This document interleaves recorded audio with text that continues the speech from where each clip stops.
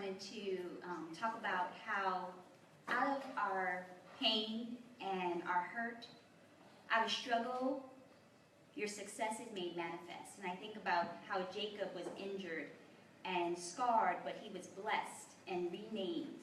So I'm sure when the day when you found out that Grandma passed, in the midst of the hurt, the pain, the lamentation, the anger, you didn't possibly conceive that you would write a book. And so it is today for you, success and your time. And I read this today for my father. He passed on May 7th. And I just want to change the perception of how society negates the black bodies. We are dissected all the way down to our baby hairs and disembodied, and our beings are negated. And so I read a poem from my father's book, Cry Aloud from Protest to Praise. And I just want you to think about a young black soldier who came back from Vietnam and was drafted out of college, shouldn't have even went, comes back to the United States, and what he experienced, the same negation that our innocent black children are dying from for no reason. To the young, gifted black warriors who will inherit the earth. Colors of liberation, green, black, and red.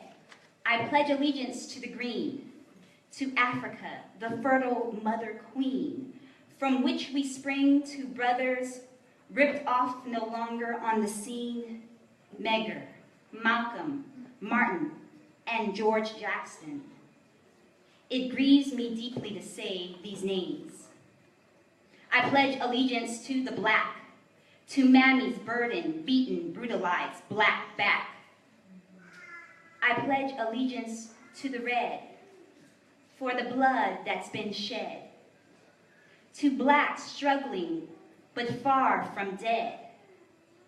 I further pledge my life, my love, and my loyalty to the future black warriors who have not yet placed their hands to the plow of revolution and liberation, and to those who have not yet pledged their soul to the course of truth and righteousness.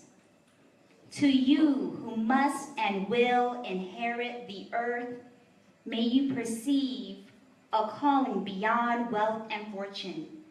May you entertain thoughts beyond self and soul, and may your spirits be overcome with the euphoric sweetness of a new world order, free of the need for demands, demonstrations and strikes, free for the need of clans, coalitions and caucuses, and may we be eternally free from the need to rectify the wrongs of history wrought by the hands of those who have perceived themselves to be the gods and guardians of social cycles and who have gloated on an ill-founded color superiority.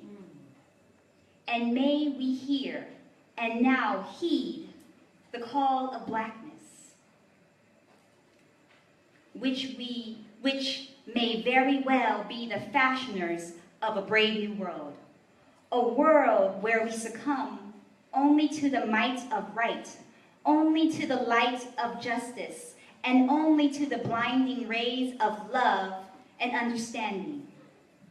And when the smoke of hostility and hatred, the smog of computerized chaos, and the fog of misunderstanding has been lifted, may we see ourselves as the artisans of modern pyramidal monuments to peace.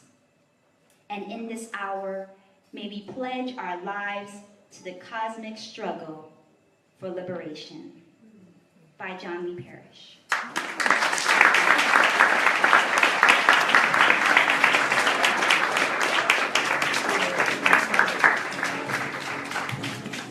All right, next up to the mic. These are